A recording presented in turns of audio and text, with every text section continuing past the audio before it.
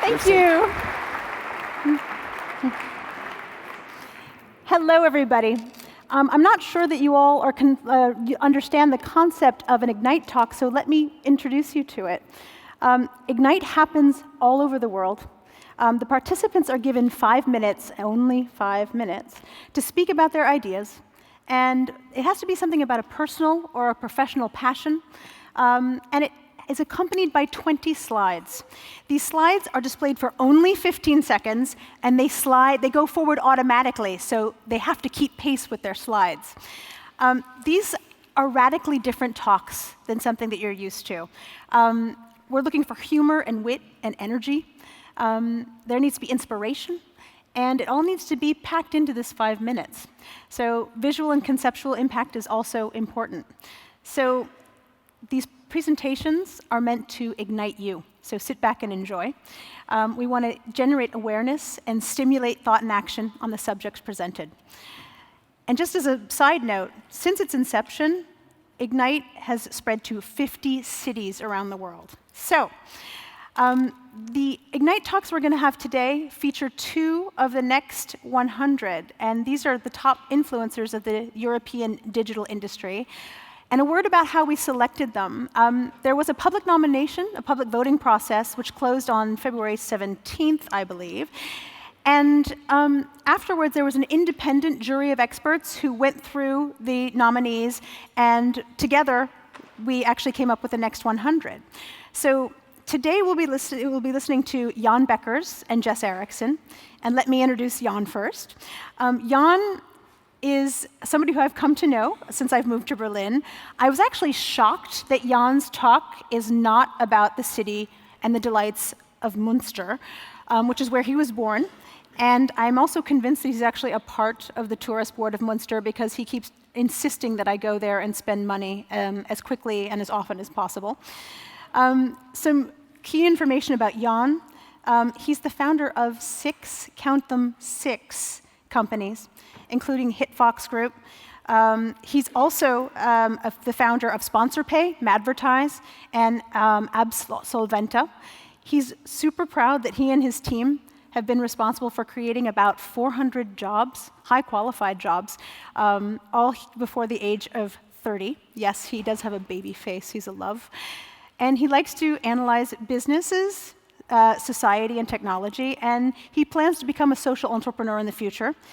And HitFox is growing super fast, and he asked me to say this special. They are looking to hire 50 people, so anyone wants a job, come and see him afterwards.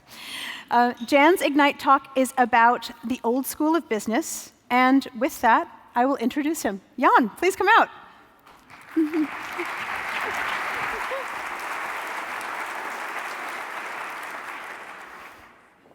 Yes, thank you very much, Colette, for the introduction. And a pleasure to be here in Berlin, a city which I definitely like as much as I like and love Münster. So let's get started with my talk. My talk basically is about that 2013 is the time where everything becomes hyper-fast based on the mobile internet age. But this is exactly the time where we need to go back to the old school principles of how business was done. And I'm very happy to outline to you how all this happens if somebody is starting my presentation right now. Thanks.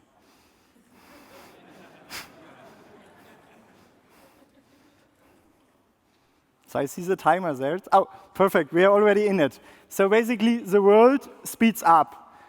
The internet growth has already been fast during the past 20 years. But then mobile internet, it's just growing much faster. And speed becomes the key success factor for any business. So the slides now don't work, but I speak without them. So basically, speed is just the key. But 99% of organizations are not ready yet to adapt to this speed. And one way to become faster is just to go back to how business has been done 1,000 years ago. But to outline this, let me first speak about how basically what makes us slow. And basically, the number one reason to make us slow are contracts and bureaucracy. That makes us slow. And if you want to be fast, again, we can just learn from the past. How has business been done 1,000 years ago? And there's a lot to learn from that. So 1,000 years ago, markets were pretty small. There was a small community of people that knew each other and that knew we are going to do repeated business together. And it was just important that they knew each other directly or through a second connection, and because of that reasons, they had no incentive at all to cheat each other, because that would have been punished by the market very well. So basically, 1,000 years ago, reputation and networks were the basis for any kind of business success you wanted to have. If you had a bad reputation, you were just simply out of business 1,000 years ago. Now let's look at the year 2000. At that time, markets, or even before, markets became global, and transactions oftentimes became very anonymous. And to make sure that you get your right in an anonymous transaction, the lawyers came on plan. So it was a golden age for lawyers. And basically, they made sure you get your right. But as you know, contracts can become 100 pages, and it just slows you down in the process. But now, our time, 2013, social networks make the world again a very small place. So because we are all connected through the networks we use, it's just easy again to look at the reputation of your potential business partner in San Francisco. It just became easy again to check whether you would like to do business with them or not, or if you do business with them, how big should your contract be? And making reference checks, it's just something that works out in 10 minutes and can save you the hassle of 3 or 4 hours or 3 or 4 days or weeks of contract drafting. So in our hyper-fast world today, reputation again becomes a key mechanism which I consider much more important than contracts. So a positive reputation that you have is just the enabler for fast business. And because everything is just speeding up and the time in which market changes and innovation happens goes so fast, basically everybody needs to be fast. If you're not fast, you're just out of business. And so I very much like the consequences, because that means if you're not fast, you're out of business, which means in 2013, for me and hopefully also for many of you, my business partners, it's time to go back to the old school and principle of business, do business based on reputation, and close deals based on just a simple handshake. And yeah, I think this is a great outlook, and I'm very much looking forward to that, maybe also to future business with some of you at HitFox Group. Thank you very much.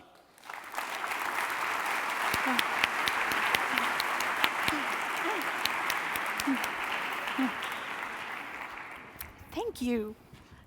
So that was super. We have one other speaker who is somebody that I think almost all of us know. If you're involved in the Berlin startup scene, you absolutely know our dear friend Jess Erickson.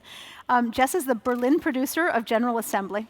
It's a campus that helps individuals create opportunities through community and education in technology, entrepreneurship, and design.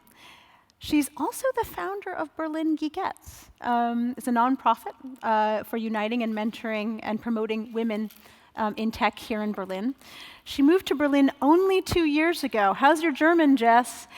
And she's excited for the future and what it will bring. And she's going to give an Ignite talk on how to build a community. And she's going to use the Berlin Geekettes as an example. So with no further ado, Jess, would you come on out? Thanks, Sweetie.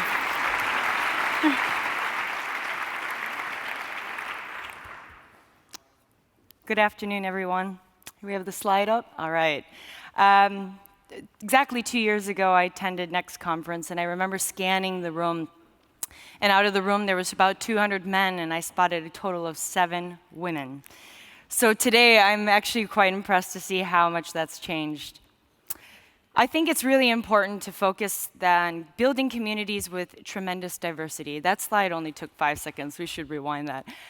Diversity is important, whether it's your social background, your ethnicity, whether it's an age. We need to have people coming together from all over the world and really tackling issues and coming up with unique perspectives to reach that.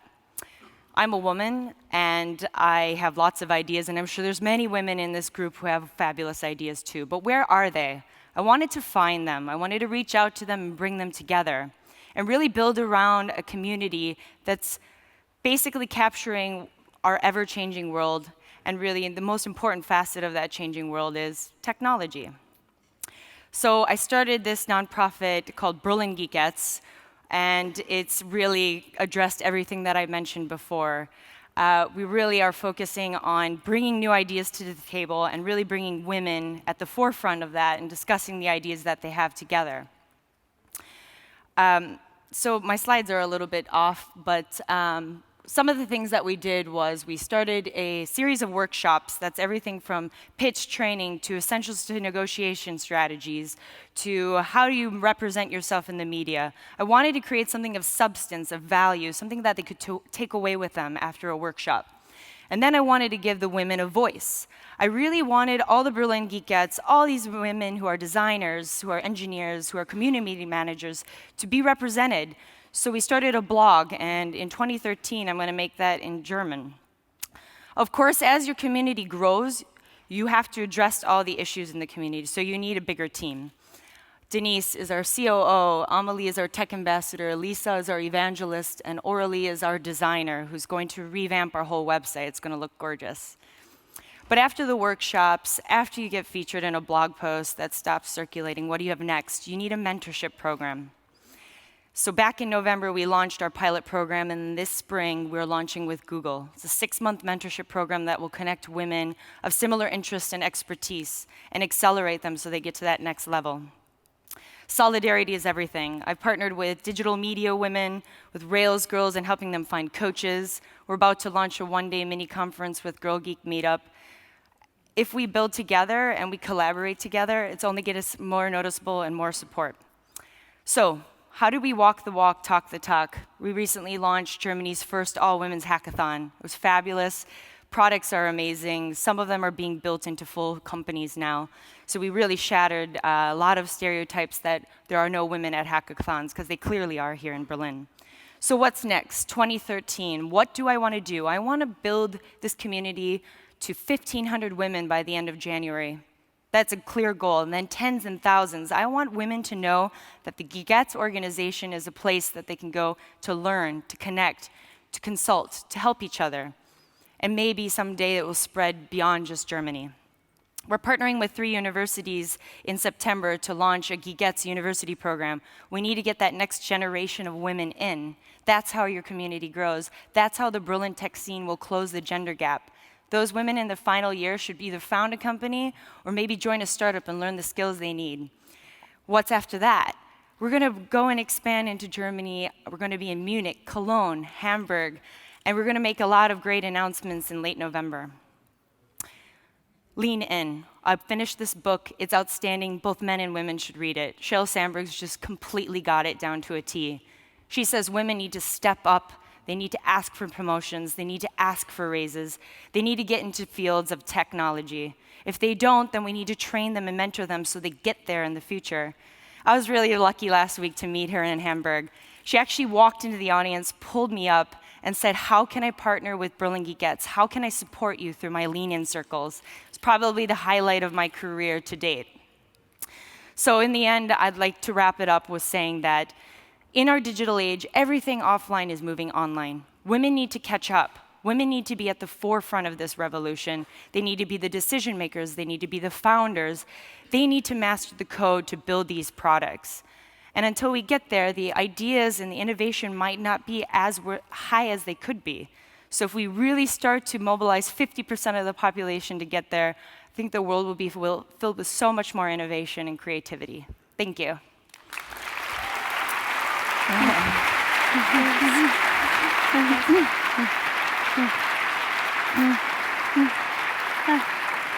I just want to thank you all for being a lovely audience. We hope that we've ignited some of your interest, your passion, how you talking about the issues that we brought up today. And again, just a warm thank you to both Jan and Jess. So thank you all.